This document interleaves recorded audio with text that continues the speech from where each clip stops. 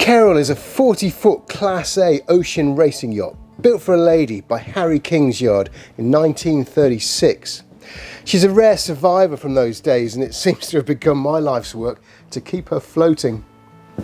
After 20 years now of running repairs, there was nothing left to fix to, so you join me in the process of a complete rebuild. The new keel is in, the new bow stands proud, and we're getting onto the stern timbers. This is the story of Keryl Reborn.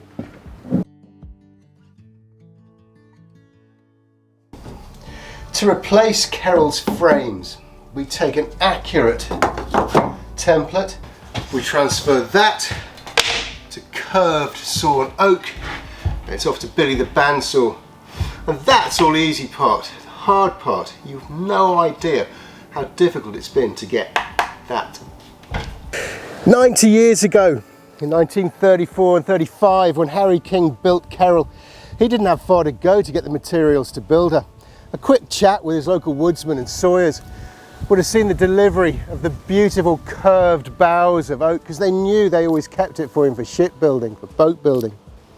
90 years on though, here on the south coast, despite being in the New Forest surrounded by magnificent trees like this, you've no idea how difficult it is to get those materials out of the system. When I talk to woodsmen and sawyers about oak bends for oak building, they look at me strange because they consider that to be firewood these days.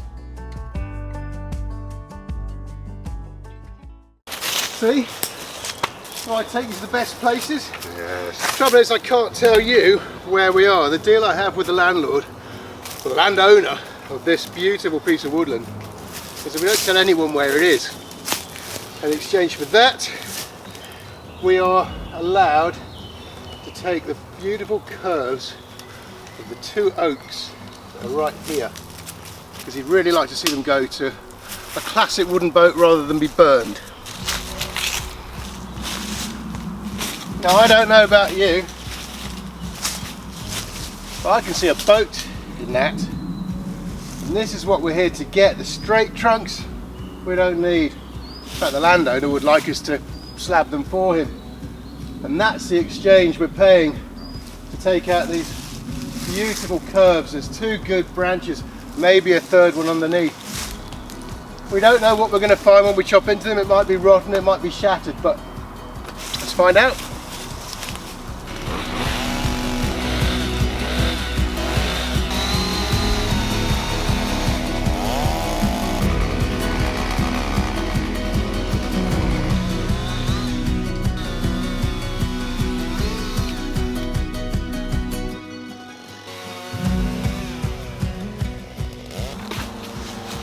So what's happening here is we dropped this branch down. Unfortunately, it's got a big core of rock going right through it, so there's no good wood to be taken out of that one, and we're going for the far one, which is a bit of a riskier cut.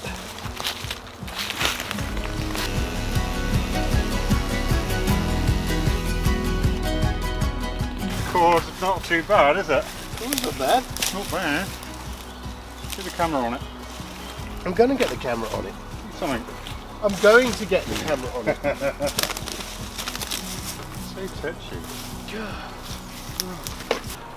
There's no splitting through it. No. That looks good. It's just that little tiny bit in the pith. Yeah, but I wouldn't want You the wouldn't pith want anyway. the pith anyway. You want all of this. So ideally, yeah, you want to slab through the centre of that and take a 2.5 inch and a 2.5 inch. Just going to put this in perspective. We've just spent half a day getting to this. The first bough we took off has rot right through the core, so there's nothing to be taken out of that one. This one, a heck of a lot of work to get to it and drop it, and we're thinking that we might get two bends, two slabs out of it, if that. And I need 64 for Keryl, so you can see this is going to take a time. Anyone got any wood? So, I'm looking for donations. Anyone got an oak tree down? I need more.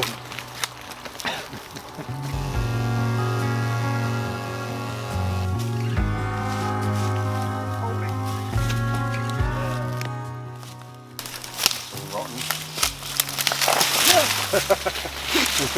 Luckily that one was on camera. That's enough.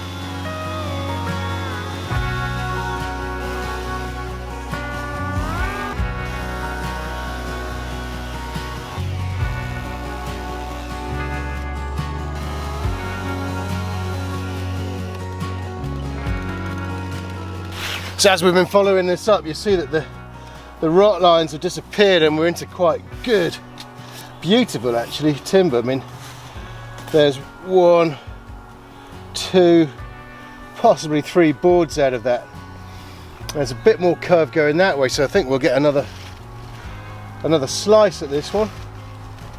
Oh, will we now? What was that, Michael? Nothing, I didn't say anything, it wasn't me.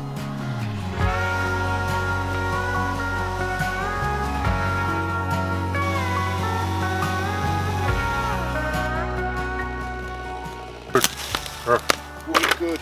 Bit of rock. Oh, is it? Right, no bother. Here, look. That's Bit it. of rock line there. Is it in the bottom of this, though, is it?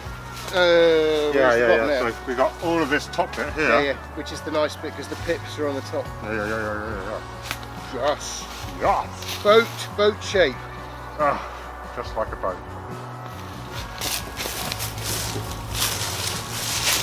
Okay. Holes for more. Advert, Chinese chainsaws. Chinese chainsaw. So day 2, and we are going to start slabbing, see what we can get out of these hard-won bends of oak.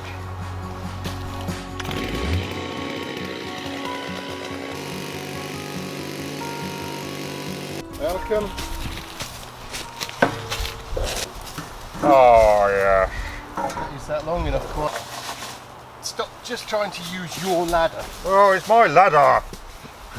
That will work. You just don't like the fact it won't work. It will work. Get 36 inches there. And it's not straight. What's not straight? It's not straight. What's not straight about it? That's straight there. I thought you're going to be jammy enough when you put the weight on that rocket. No. Yeah, there's a vegetable in there. So. Another big word.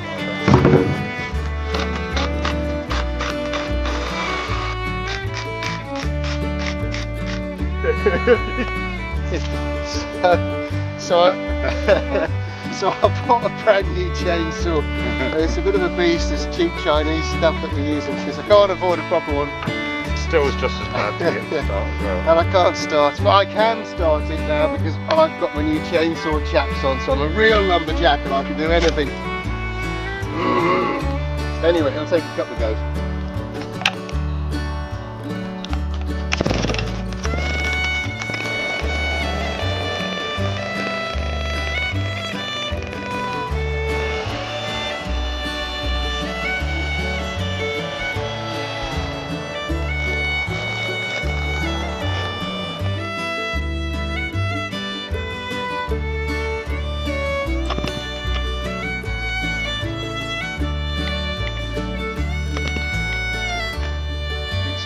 Burn flame out of the exhaust.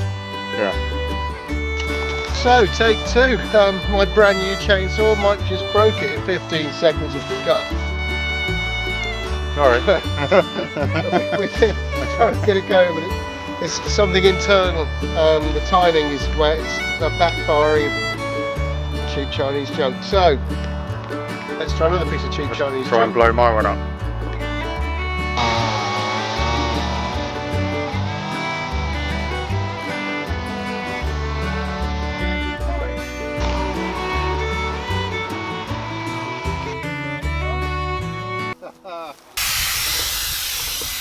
Looks pretty.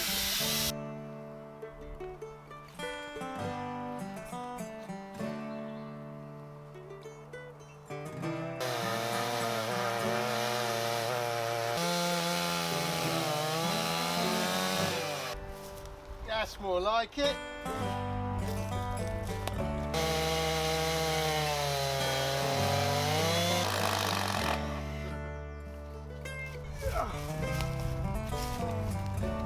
Come over.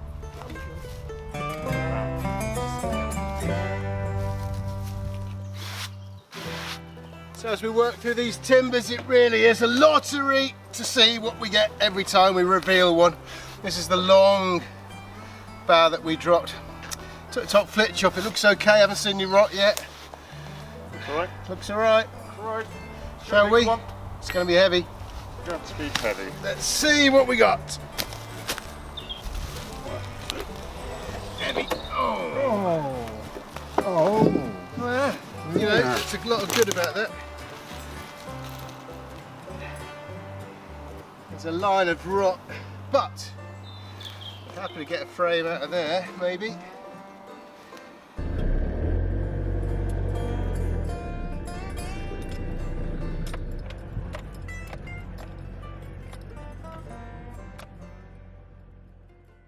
So while that story of oak continues, and will continue over the next few episodes, the next few months for me, the parallel life is here back in the boat tent and still plodding away with the 4-foot timbers, or the stem and 4-foot.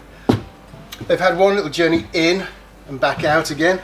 Ever so grateful for the boatyard boys, because really with my knee being so bad at the moment, I couldn't have done that on my own at all. Putting them in allowed me to take the exact spot measurements of where the mortises will go, where everything sets up. So I've got to chop the mortises. I've just been working on the final shaping of the stem timber. A couple of other jobs to do, and then with a bit of luck, these will be going in for good at last. To transfer the mortises from the keel to the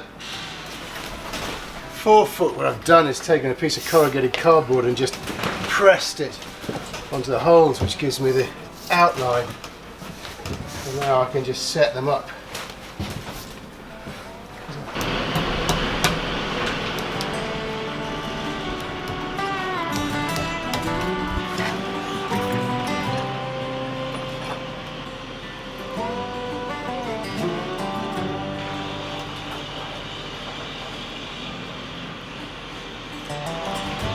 Smile at the nice people. Good so afternoon. This is Rich. Now he keeps telling me that he doesn't get introduced because he keeps walking off to be busy. So, I'm ladies too busy, and gentlemen, yeah. This is Rich. Pleased to meet you all.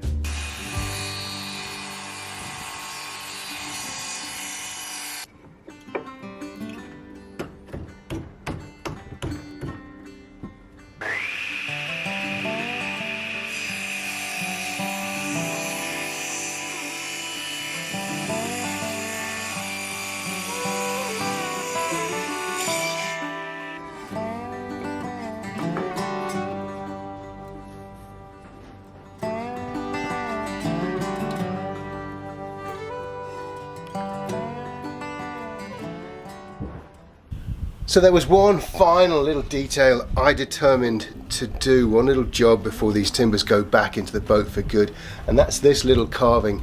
It says JCC. Now I'm not going to tell you who that is, but I'm going to tell you that at the start of this year somebody did something incredibly kind for me and for this boat project. Something that enabled me to get this YouTube channel over the hill at last and rolling, start to tell this story, and enabled me to take time out of work to buy materials and to really get a good start.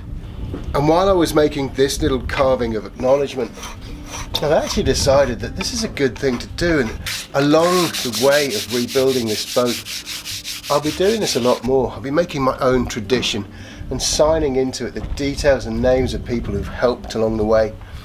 Some of them I'll tell you about, some of them perhaps will be private, What I think I might do is write this all down in a book to be passed to future owners of this boat, so they knew who came together to keep her alive.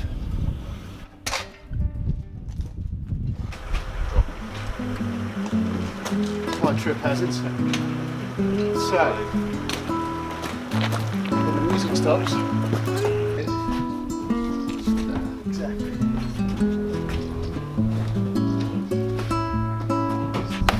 Gotta get you to see this, right? What do you think, Mr. Rich?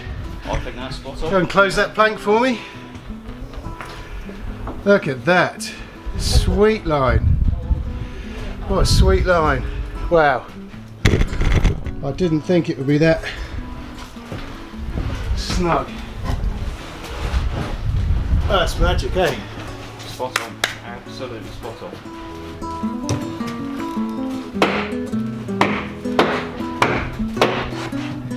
Are you really going to be a human jack? I think you're right. That kick is hurt.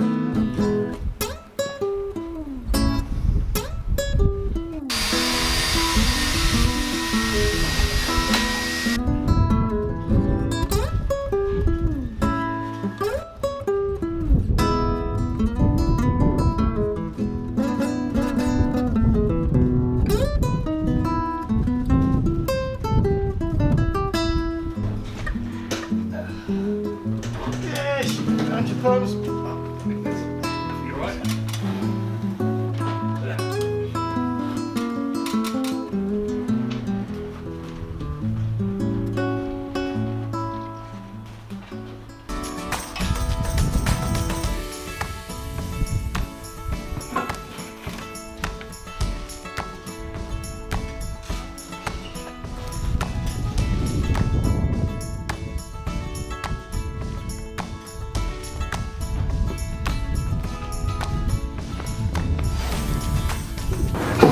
So it's another one of those times that I have to say, if I filmed every minute or hour that I spend staring at this thing, just get the minutiae of the details right. On the deck I've got a rope which I can wind up to bring the stem in. I've got a wedge to tap it out. I'm just checking true to the centre line. I'm just checking plumb and that everything's in position, and to me it's perfect. I couldn't be happier the way this has gone. But I do figure that from where you're sitting, I've got you set on an oil barrel so that you can look at 90 degrees to this. You might be thinking that I've made a terrible shot and I've missed, because these planks are forward of the rabbit line. But that's just because you can't see them closed in properly yet. And as they swing in, they actually drop. They're going to be perfect. Right now though, I've got to leave the boat tent and make some time to go and retrieve those slabs of wood that Mike and I cut in that ancient woodland undisclosed location. So I'm off to do that. So Tommy the transit tipper and I have finally made it back to this beautiful woodland where Mike and I, so long ago now it seems, were cutting the slabs from these oak bends for Keryl's frames. A thank you to the people who've written in along the way. There were quite a few inquiries saying, is the project abandoned? Are you carrying on? Where's the YouTube channel? Because there's been quite a hiatus in episodes going out. I think it's now 2.5 months since the last episode, which wasn't the plan. You know, I started off this year with a good thrust to get the channel started and begin to tell this story at last. And in the end, life caught up with me, I suppose. Two things. One, you may have noticed in those old films, or the films at the start of this episode, when we were in here I was limping around the woodland. Well, that got worse, and for 2 weeks I couldn't even stand, which took so much time out. And while that happened, I looked around and realised I hadn't paid my rent for 2 months, and that I really ought to put some attention back into business. And so the core of this summer has been taken away with frenetically trying to generate enough income through work to keep going and to keep paying for these. I mean, for example, the deal I've got with this woodland is I'm buying the timber that I take at firewood rate. It's not a lot of money, but it was more than I had, so I couldn't come back and collect it. Anyway, there was no better place for the wood to sit than here, just resting. It's been on sticks and drying, so no harm done, but doesn't time just go by sometimes so fast? Anyway, I'm back on my own now, dragging the timbers out. Mike was too mean to come and help me with the hard part.